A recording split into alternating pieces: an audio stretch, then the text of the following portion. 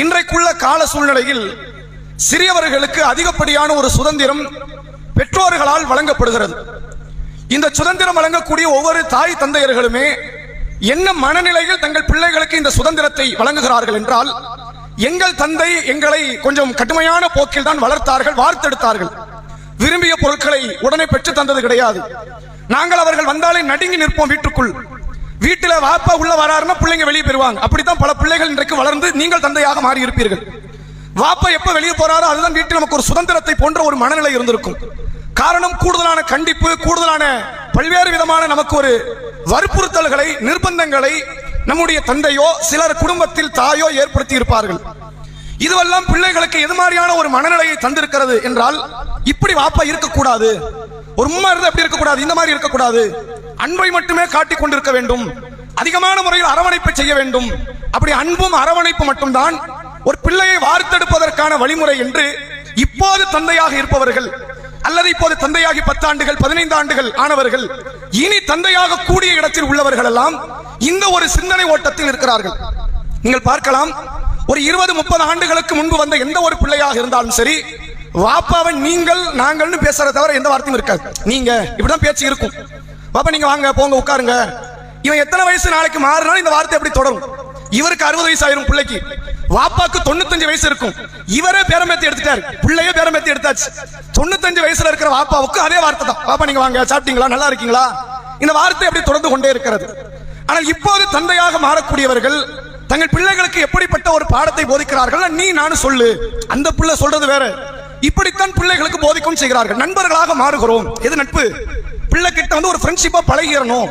அப்படி பழகினாத பிள்ளைங்க நம்ம கைக்குள்ள இருக்கும், அந்த பிள்ளைங்களுக்கு சுதந்திரத்தை கொடுக்கணும் அப்படிங்கிற மாதிரியான ஒரு மனநிலை இன்றைக்கு அதிகமான பெற்றோர்களிடத்தில் நம்மால் பார்க்க முடிகிறது. இந்த அதிகப்படியான சுதந்திரமும் அதிகப்படியான மதிப்பு குறைந்த வார்த்தைகளை பிள்ளைகளை பேச அனுமதிப்பது, அது அவர்களுக்கு தெரியவில்லை, எதிர்காலத்தில் இவர்கள் நற்குணமற்றவர்களாக மாறிவிடுவார்கள் என்று. கண்டிப்பு இல்லை என்றால், எங்கெல்லாம் கண்டிப்புகள் குறைகிறதோ அது பிள்ளைகளை வளர்க்காது, வார்த்தெடுக்காது. என்னவாக மாற்றும் என்றால், அவர்களை நற்குணமற்றவர்களாகவோ அல்லது சிந்தனை தெளிவு அற்றவர்களாகவோ தன் பிள்ளைகளை மாற்றும். கொஞ்சம் யோசிச்சு பாருங்க, ஒரு பெரிய ஆசிரியராகவே இருந்தாலும் அவர் பிள்ளையை கொண்டு ஸ்கூல்ல தான் சேர்ப்பார். நான் ஆசிரியர், எனக்கு கணக்கு தெரியும், அறிவியல் தெரியும், சமூக அறிவியல் தெரியும், நான் நடத்துறேன்னு எந்த பிள்ளை என்ன செய்யறதில்லை, எந்த ஆசிரியர் வளர்ப்பதில்லை. ஏன் தெரியுமா? நீ என்கிட்ட படிச்சா நீ என் பேச்ச கேட்க மாட்டேன், நம்ம வாப்பா நம்ம மான சிந்தனை வரும். நீ வேற ஆள்கிட்ட பேசி அங்க போய் இந்த வாழாட்ட முடியாது.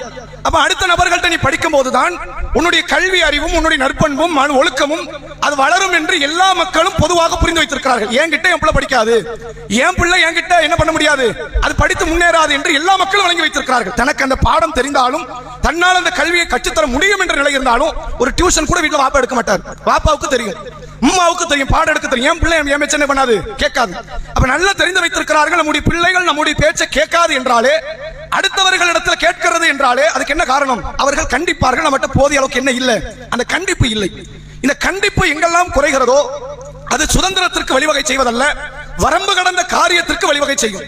கண்டிப்பு எங்கெல்லாம் இல்லாமல் போகிறதோ அது பிள்ளைகளை ஒரு வன்முறை போக்காளர்களாகத்தான் மாற்றும். இதுதான் இவர்களின் சிந்தனை போக்குங்கிற மறந்துடக்கூடாது. கொஞ்சம் யோசிச்சு பாருங்க, ஒரு 30 வருஷம் 20 வருஷத்துக்கு முன்னாடி ஆசிரியர்கள் சாக்பீஸை எடுத்துட்டு பள்ளிக்கு போறாங்களோ இல்லையோ, பாட புத்தகத்தை எடுத்துட்டு பள்ளிக்கு போறாங்களோ இல்லையோ, ஒரு பெரிய சைஸ்ல ஒரு பெருமுகம் எடுத்திருப்பார். அவர் அடிக்கிறார் இல்ல, அதை பார்த்தாலே ஒரு பயம் வரும். கடுமையான முறையில் மற்றவர்களை அடித்து துன்புறுத்துவார். இந்த துன்புறுத்தல் எந்த அளவுக்காக, வீட்டுக்கு வர்ற எல்லா பிள்ளையுமே அடி வாங்கிட்டு தான் வரும். சரி, அடி வாங்கிட்டு நம்ம எல்லாம் ஒரு காலத்துல வீட்டுக்கு போனோமா, போகும்போது உம்மாட்ட சொல்லுவோம், உம்மா ஆசிரியர் இப்படி அடிச்சிட்டாரு, உம்மா 4 சாத்து சாத்தும். அவர் அடிக்கிற அளவுக்கு நீ என்ன செஞ்சேன்னு இங்க என்ன எதிர்பார்க்க மாட்டாங்க. என் பிள்ளை நியாயமானு யாரும் பார்க்கல, இவன் ஏதோ பண்ணிருக்கான், பண்ணாமே அவர் அடிக்க போறாரு, அவருக்கு என்ன லூசா பிடிச்சிருக்கு, அவர் அப்படி அடிக்க மாட்டார், இவன் ஏதோ சேட்டை பண்ணிருக்கிறான் அப்படின்னு தாய் தந்தை இடத்திலும் ஒரு கண்டிப்பு. இது முழுமையாக இப்படி எல்லா இடத்திலும் ஒரு கண்டிப்பை பார்த்து பார்த்து பார்த்து வளர்ந்தவர்கள், அந்த கண்டிப்போடு வார்த்தெடுக்கப்பட்டவர்கள் சமுதாயத்தில் நீங்கள் நற்குணவாதிகளாக இருக்கிறீர்கள். இன்னைக்கு சமுதாயத்தில் நற்குணவாதிகளாக இருக்கிற அத்தனை பேரும் எடுத்துக்கொள்ளுங்கள். ஒரு காலத்தில் இவர்கள் எப்படிப்பட்டவர்கள் என்றால், தாய் தந்தையராலோ ஆசிரியர்களாலோ மற்ற சமுதாய மக்களாலோ கண்டிக்கப்பட்டவர்கள், நெருக்கடிக்கு ஆளாக்கப்பட்டவர்கள் இன்றைக்கு ஒழுக்கமானவர்களாக இருக்கிறார்கள். இன்னைக்கு நீங்கள் ஒழுக்கமா இந்த பிள்ளைகளுக்கு கண்டிப்பை குறைத்து விடுவீர்களே, ஆனால் நாளைக்கு எப்படி மாறுவான் தெரியுமா? நற்குணம் இருக்காது. அதுக்கு பெரிய உதாரணம் வேண்டாம். அன்னைக்கு பெரம்போடு போன அந்த ஆசிரியருக்கு தமிழக அரசு ஒரு சட்டம் போட்டு சில வருஷத்துக்கு முன்னாடி, இனிமே என்ன பண்ணக்கூடாது, இந்த கம்பெல்லாம் தூக்கிட்டு போக கூடாது, ஸ்கேல் வச்சு அடிக்கிறவள இருக்கக்கூடாது, பிள்ளைகள்ட்ட அன்பா சொல்லுங்க, கேட்டா கேட்கறான், கேட்காட்டி போறான். இப்படின்னு அரசு இதை ஒரு சட்டமாகவே மாற்றியது. ஆசிரியர்களுக்கு இது ஒரு வகுப்பாகவே எடுத்தது. இப்ப எந்த ஆசிரியர் பெரம்பு தூக்கிட்டு போறதெல்லாம் கிடையாது. இப்ப இவன் பெரம்பு தூக்க ஆரம்பிச்சிட்டான். யாரு? ஆசிரியரை வெட்டக்கூடிய இடத்தில் மாணவன் இருக்கிறான். ஆசிரியர் பேசுற ஆசிரியர் எதிர்த்து பேசக்கூடிய இடத்தில் ஒரு மாணவன் இருக்கிறான். பல இடங்கள்ல எத்தனையோ பல வரம்பு கடந்த காரியங்கள். பள்ளிக்கூடங்களில் வைத்து சாராயம் குடிக்கிறார்கள் பிள்ளைங்க. பள்ளிக்கூடம் படிக்கக்கூடிய பிள்ளைகள் 10ஆம் வகுப்பை கூட பூர்த்தியாகாத ஆண் பிள்ளைகள், பெண் பிள்ளைகள் சாராயம் குடிக்கக்கூடிய நிகழ்வு இருக்கிறது. சில பள்ளிகள் எல்லாம் நீங்க பார்க்கலாம், காதல் ஜோடிகளாகவே திரிவார்கள் உள்ள ஸ்கூலுக்குள்ள. இதை எதிர்த்து கேட்கக்கூடிய ஆசிரியரை எதிர்த்து பேசுற பெண் பிள்ளைகள் இருக்கிறாங்க. ஏன் இது மாதிரியான ஒரு தன்மை வந்தது என்றால், இந்த இடத்தில் இவர்களுக்கு போதிக்கப்பட வேண்டிய அடிப்படை ஒரு பண்பு புனிதம் என்பது இவர்களுக்கு போதிக்கப்படலை. எது புனிதம், எது புனிதம் இல்லை, யாருக்கு மதிப்பளிக்கணும், யாருக்கு மதிப்பளிக்க தேவையில்லை என்ற பாடத்தை இந்த பெற்றோர்கள், இந்த சமுதாயத்தை சார்ந்த ஆசிரியர்கள், இந்த ஆட்சி தலைவர்கள் இதை கட்டளையிடாத காரணத்தினால், காட்டித்தராத காரணத்தினால் பிள்ளைகள் எல்லாம் வழிமாறி தடுமாறி சென்று கொண்டிருப்பதை நம்மால் பார்க்க முடிகிறது. அல்லாஹ்வுடைய தூதர் அவர்களுடைய காலத்தில் அவர்களும் பிள்ளைகளை பெற்றார்கள், வளர்த்தார்கள், ஆளாக்கினார்கள். எப்படிப்பட்ட நிலையில் அவர்கள் வளர்த்தார்கள் என்றால், எது ஹலாலோ அதில் அவர்களுக்கு சுதந்திரம் வழங்கப்பட்டது, எது ஹராமோ அதில் எந்த காரணத்தை கொண்டும் என்ன அடம் பிடித்தாலும் சரி அதில் அவர்களுக்கு சுதந்திரம் வழங்கப்படாது. நீ தலைகீழ நின்னாலும் சரி இப்படித்தான் நடக்கணும், இப்படித்தான் பேசணும், இப்படித்தான் பழகணும், இப்படித்தான் பண்பாடுகளோடு நீங்கள் இருக்க வேண்டும் என்பதை கட்டாயப்படுத்தி இந்த மார்க்கத்தை, ஒழுக்கத்தை தங்கள் பிள்ளைகளுக்கு போதித்தவர்கள் அன்றைய கால சஹாபாக்கள்.